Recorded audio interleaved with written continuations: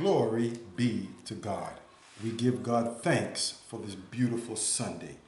Church was wonderful as usual. It's always a joy and a privilege to be in church because the Holy Spirit is always there. And church was beautiful today. What I would like to speak to you about today is a little thing called faith. Now, we all know the Bible says the only way to please God is by having faith. But the Bible also says that faith without works is dead. Faith without works is dead. And let me give you an example of that. You can say, God is going to bless me with a job. You're looking for a job and you're saying, I know God is going to bless me with a job. I know God is going to bless me with a job. But if you sit at home all day and not go out and look, that's not having faith. There's no works to that faith. A job is not going to come at your front door and, who is it? Job. No, a job is not going to do that. You have to go out and look.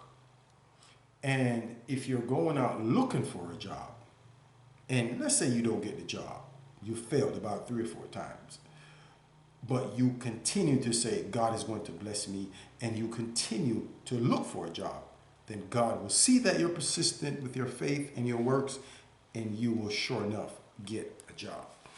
So what I would like to speak about is faith. And this story that I'm taking this lesson from is in Matthew chapter 14, verse 22. This is when Jesus was walking on the water. And this is where he also tests his disciples because they was in a boat on the water and the waves and the wind was hitting against the boat and they were terrified because basically they thought that they was going to die.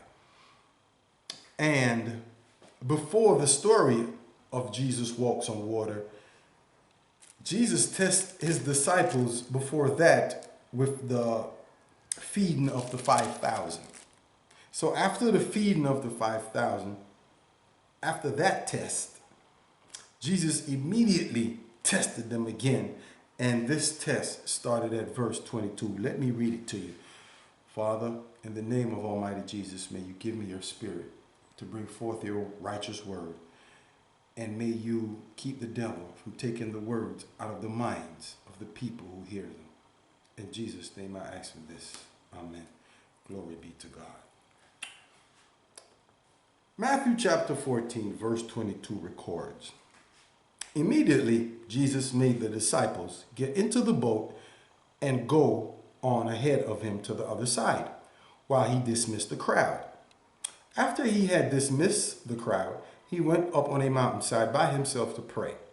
When evening came, he was there alone, but the boat was already a considerable distance from land, buffeted by the waves because the wind was against it. Now, Jesus dismissed the crowd, but he made his disciples get into the boat and go to the other side of the lake while he dismissed the crowd. After he dismissed the crowd, he went to a mountainside to pray.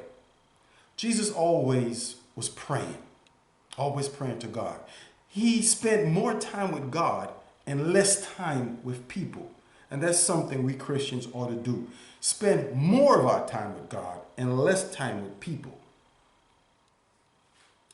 And after he prayed,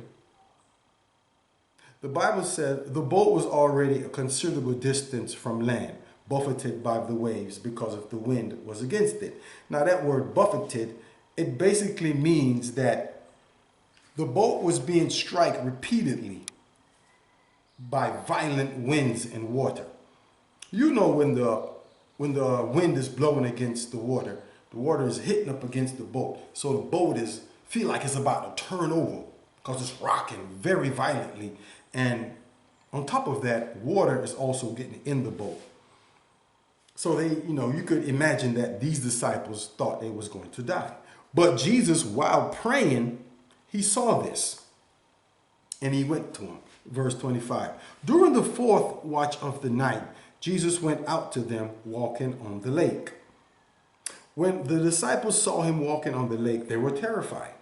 "It's a ghost," they said, and cried out in fear. But Jesus immediately said to them, "Take courage. It is I. Do not be afraid." Now, the fourth watch of the night is usually around 3 in the morning to 6 in the morning. That's the fourth watch of the night. And at that time, everybody's asleep.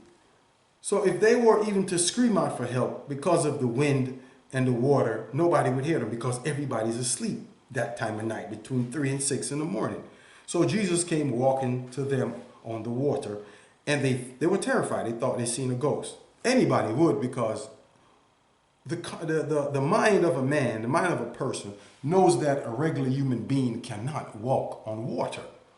But it wasn't a regular human being. This was the God-man, Jesus, went to them. Now, this is all a test. This is all a test for them. So they said it's a ghost, and they cried out in fear. But cool as Jesus is, he said, "Take courage. Don't be afraid. It is I. Do not be afraid. Take courage." Always have courage. Do not be afraid of nothing. Man cannot hurt you. Always be afraid of God. Take courage in God. And don't be afraid. Verse 28. "Lord, if it's you," Peter replied, "tell me to come to you on the water." "Come," he said. Then Peter got down out of the boat, walked on the water, and came towards Jesus. Now, I would like to pause there for a second, because Peter was a regular man like me and you. He was a regular human being. He wasn't Jesus. He wasn't the God-man. But because Jesus was God in the flesh on earth, he could walk on the water. But Peter was not God in the flesh. So how did Peter walk on the water?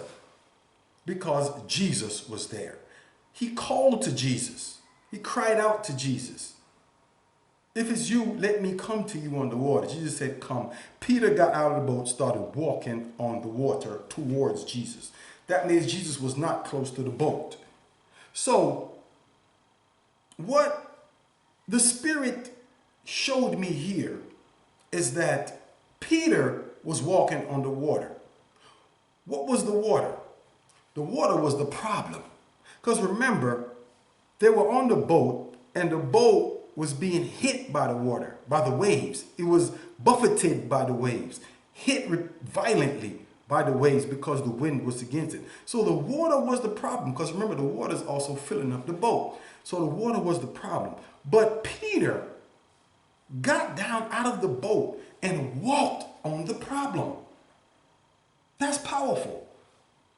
You can't read the Bible too fast or you'll miss that. Peter got down out of the boat after he asked Jesus, and he was walking on the problem, because the problem was the water. What is your problem today in life as you being a Christian? Even if you're not a Christian, what is your problem today? Me, I've looked in this and I've put all problems around the world, no matter what problem you have, I have put them in 5 categories, and here they are. Number 1 is spiritual. And the reason why I put spirit first is because the spiritual world is the solution to everything else. So I put spiritual first. We have people that have spiritual problems. We have people that have emotional problems. We have people that have financial problems, physical problems, and mental problems. No matter what problem you have in the world, it's under one of those categories. Spiritual, emotional, financial, physical, mental. Those are the problems. So whatever problem you have, are you walking on your problem, or is your problem walking on you? If you see someone walking around with their head down and sad and discouraged, basically their problem is weighing them down. That's why they say, "I have this monkey on my back." So we see here, Peter was walking on the problem that he was first afraid of. He started walking on the water. The water was still violent. It never calmed down. If you read the story, the water never calmed down until Jesus got in the boat. But while the water was still rough and hitting the boat violently, Peter was walking on the problem. Again, I ask you today, my brothers and sisters, are you walking on your problem? How do you walk on your problem? Number one, you notice he called out to Jesus first. So if you have a problem, you call out to Jesus first. And Jesus will give you the power and the strength to walk on your problem, no matter how big or how small your problem is. You can walk on your problems and your problems won't walk on you as long as Jesus is on the scene. That's something to give God glory for. Let's move on. Verse 30. But when he saw the wind, he was afraid and beginning to sink. He cried out, Lord, save me. Let me read that again. But when he saw the wind, he was afraid and beginning to sink, cried out, Lord, save me. Now, what was Peter's problem right here? His problem was doubt kicked in. First, you're worrying about the water hitting against the boat.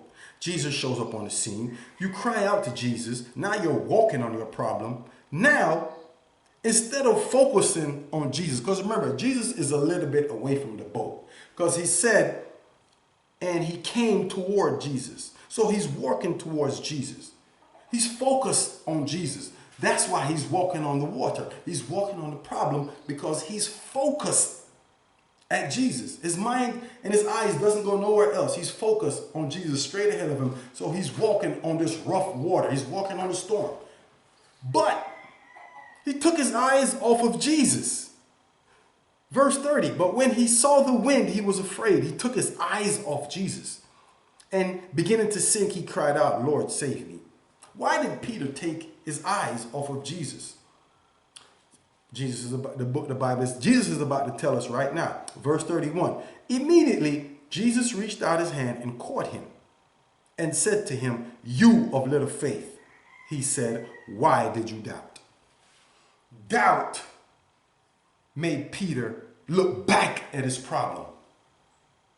Remember, the problem was the water hitting against the boat, rocking it, filling up the boat. They thought it was about to sink. Jesus popped on the scene. He called on to Jesus. He started walking on the problem. The problem wasn't walking on him anymore. He started walking on the problem.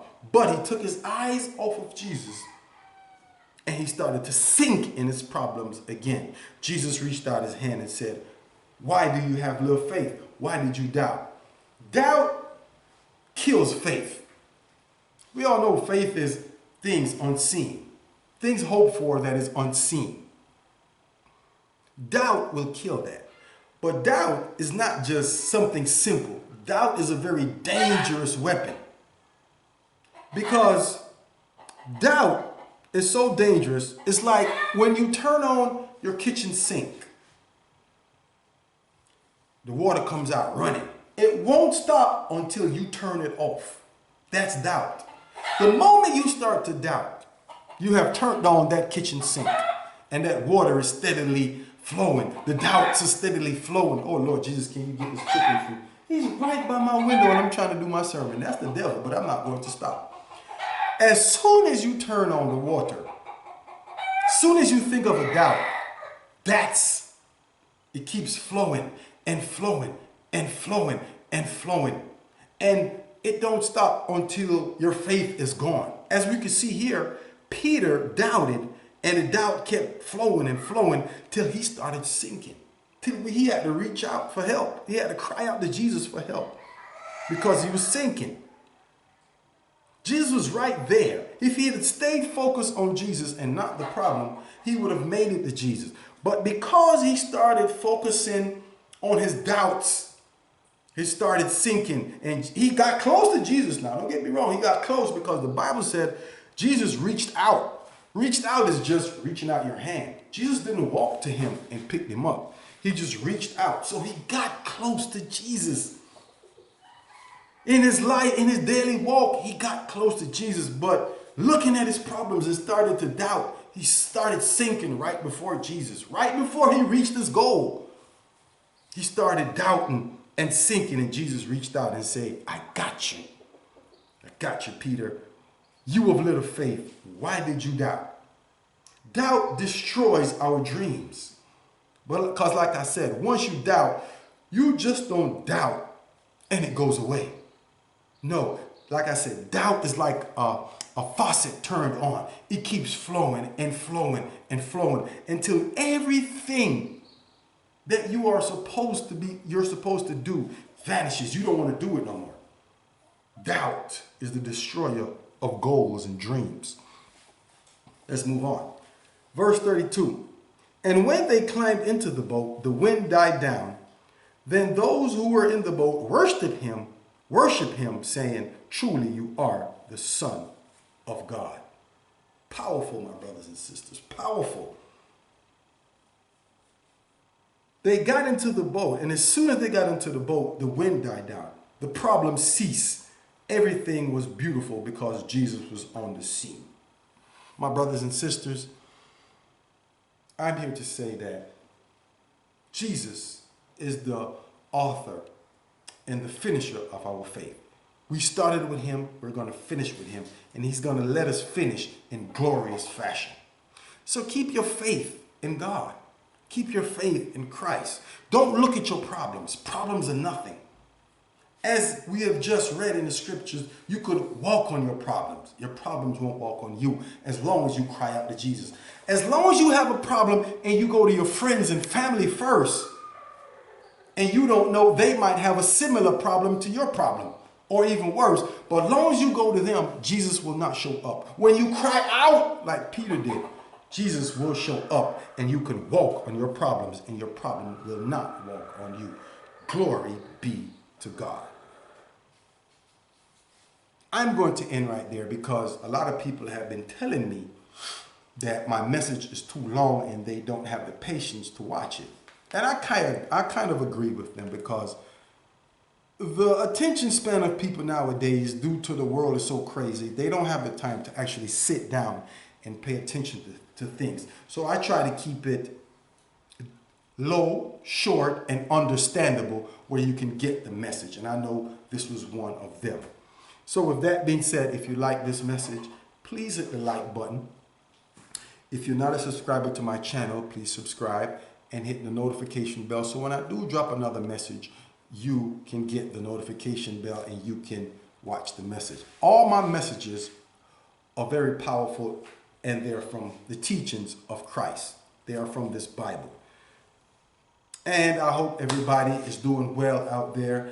This coronavirus is almost over. It's not yet over. It's almost over. So still keep your minds on God. Keep yourself safe. God won't let nothing happen to you as long as you put your trust in God. I am happy to be doing this. God has called me to do this, and I love to deliver God's message. Can't wait for God to give me my church. This is my start off. This is how I'm starting off practicing to be a teacher. And I can't wait to get my church because I am going to go all out for God.